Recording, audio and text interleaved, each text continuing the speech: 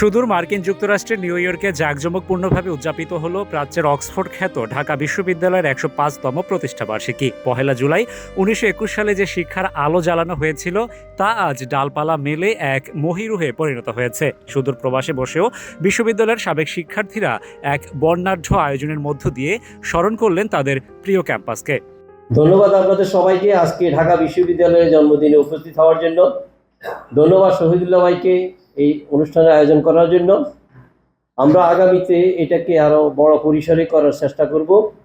শহীদুল্লাহ ভাই গত কয়েক বছর থেকে করে আসতেছেন, আজকে আমাদের সবাইকে আমন্ত্রণ করেছেন। আমরা সবাই আনন্দিত যে ঢাকা বিশ্ববিদ্যালয় অ্যালুমনাই হিসাবে। আমি দুইটা পয়েন্ট বলেই চলে যাব। এক হচ্ছে হলো আমার জন্ম ঢাকা ইউনিভার্সিটি ক্যাম্পাসে, তো সেই অনুযায়ী ঢাকা ইউনিভার্সিটির সবচেয়ে দীর্ঘ সময় থাকার ছাত্র। দেন ঢাকা ইউনিভার্সিটি আমরা ঢাকা ইউনিভার্সিটি ইউনিভার্সিটি স্কুল থেকেই পড়াশোনা, দেন ঢাকা ইউনিভার্সিটি ম্যানেজমেন্ট আর নীলক্ষেতে আমাদের জন্ম। দ্বিতীয় পার্টটা হচ্ছে যে মোহাম্মদ হোসেন ভাইয়ের ওই জিনিসটাকে আমি একটু সাপ্লিমেন্ট করতে চাই যে শহীদুল্লাহ ভাই ১০০ বছর পূর্তির প্রোগ্রাম দিয়ে এই অনুষ্ঠানটাকে কন্টিনিউস, ওনার বলবো যে ২-৪ জনকে নিয়ে উনি কন্টিনিউ করে যাচ্ছে। এই বছর যেহেতু মোহাম্মদ হোসেন ভাই কালেকটিভলি একটা ভালো আইডিয়া দিচ্ছে, বাংলাদেশ ঢাকা ইউনিভার্সিটি অ্যালামনাইয়ের সুযোগ্য প্রেসিডেন্ট সেক্রেটারি আছে, আমার একটা রিকোয়েস্ট থাকবে যেখানে আমরা ভুলগুলি করে থাকি সেই ভুলটা যেন না করি। দেশ থেকে হাজার মাইল দূরে থাকলেও কার্জন হল, টিএসসি, মধুর ক্যান্টিন কিংবা কেন্দ্রীয় লাইব্রেরির সেই চিরচেনা স্মৃতিগুলো যেন আজও জীবন্ত প্রতিটি ঢাবিয়ানের হৃদয়ে। ঢাকা ইউনিভার্সিটি অ্যালামনাই অ্যাসোসিয়েশনের উদ্যোগে যুক্তরাষ্ট্রের নিউ ইয়র্কে আয়োজন করা হয় প্রাচ্যের অক্সফোর্ড খ্যাত ঢাকা বিশ্ববিদ্যালয়ের ১০৫তম প্রতিষ্ঠাবার্ষিকী ও পুনর্মিলনী উৎসবের। দেশে বিদেশে যেখানে গিয়েছি যে তাদের যে নেতৃত্ব দেওয়া এবং লিড দেওয়ার যেই কোয়ালিটি ঢাকা বিশ্ববিদ্যালয় তৈরি করেছে, সেটি সকালবেলা আমাদের বিএনসিসিতে যোগ দেওয়ার মধ্য দিয়ে হোক, অথবা ক্যান্টিনের খাবার খাওয়ার মধ্য দিয়ে হোক, অথবা গণরুমে থাকার মধ্য দিয়ে হোক, অথবা লাইব্রেরিতে হোমওয়ার্ক, অথবা মল চত্বরে অথবা ঘাসে বসে ফ্রেন্ডদের সাথে নোট শেয়ার করা, এইগুলোর মধ্য দিয়ে একটু একটু করে যে ডেভেলপ করেছে, এটি অসাধারণ। অধ্যাপক মোহাম্মদ শহীদুল্লাহর সঞ্চালনায় অনুষ্ঠানের শুরুতেই বাংলাদেশ ও মার্কিন যুক্তরাষ্ট্রের জাতীয় সঙ্গীত পরিবেশন করা হয়। এরপর প্রদর্শন করা হয় ঢাকা বিশ্ববিদ্যালয়ের গৌরবময় ইতিহাস নিয়ে নির্মিত একটি বিশেষ ভিডিও প্রেজেন্টেশন।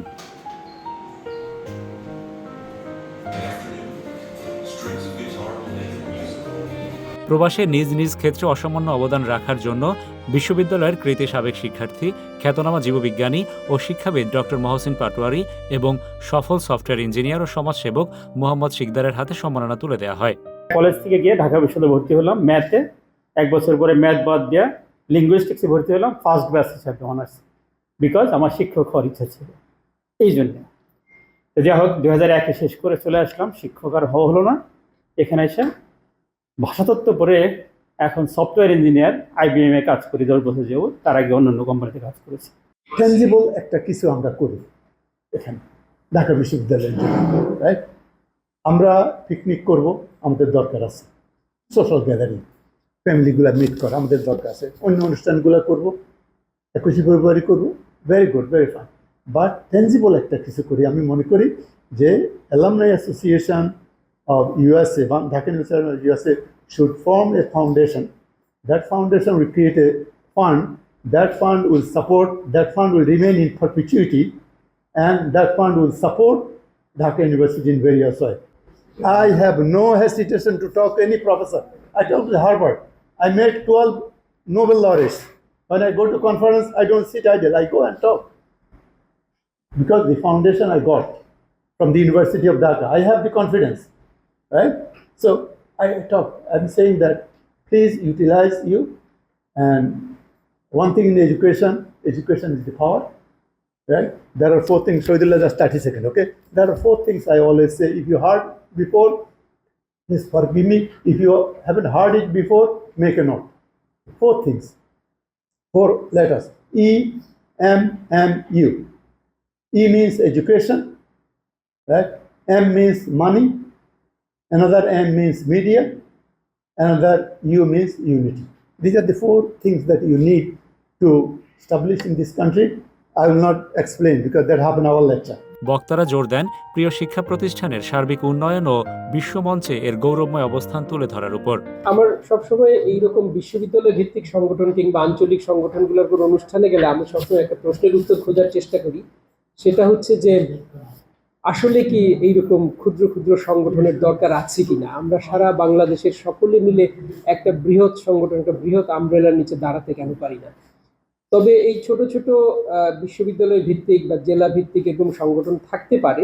আমাদের আলটিমেট গোলটা যদি হয় যে we will serve the nation, আমরা ঢাকা বিশ্ববিদ্যালয়ের যারা এখানে আছি এই সংগঠন শুধুমাত্র যদি ঢাকা বিশ্ববিদ্যালয়ের ছাত্রদেরকেই সার্ভ করে, তাহলে আমাদের কাজটা খুব সংকীর্ণ হয়ে যাবে।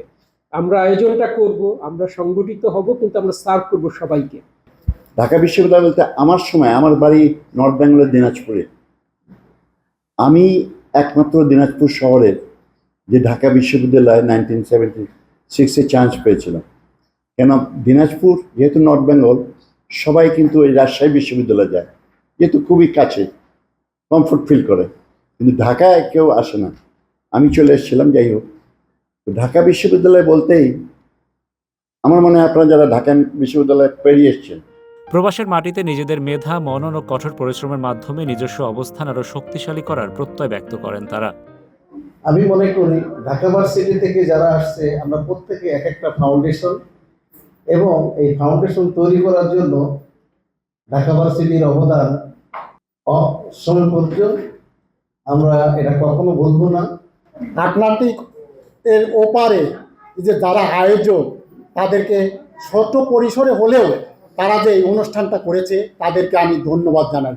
বিশ্ববিদ্যালয়ের ছাত্রছাত্রীদের মধ্যে প্রয়োজনীয়, গ্রহণীয় এবং সর্বদিকে আমি মনে করি উন্নত সেটাকে প্রাধান্য দিয়ে আপনারা কর্মসূচি যদি গ্রহণ করেন তাহলে সকলকে পাওয়া যাবে, এটা আমার ধারণা। আজকে আমি যা, তার সিংহভাগ ঢাকা বিশ্ববিদ্যালয়ের অবদান। আমার যা কিছু তার অলমোস্ট পুরোটাই আমি ঋণী ঢাকা বিশ্ববিদ্যালয়ের কাছে।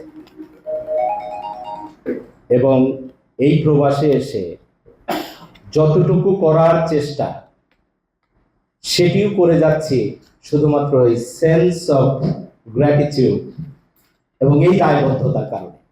যেখানে ঢাকার ছাত্র দেখি তখন মনে হয় বুকটা ভরে যায় যে একটা মানে বিশেষ মানুষ। তো আজকে অনুষ্ঠান এখানে, তো আমি তো ছাড়বো না, দৌড়ায় চলে আসছি।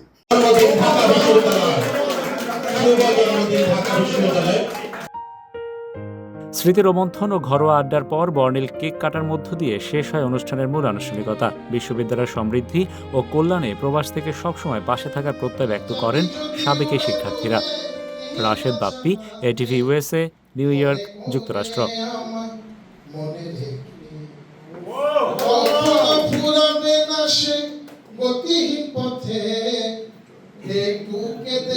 শুধু পিছু ফিরে হায় ভাই।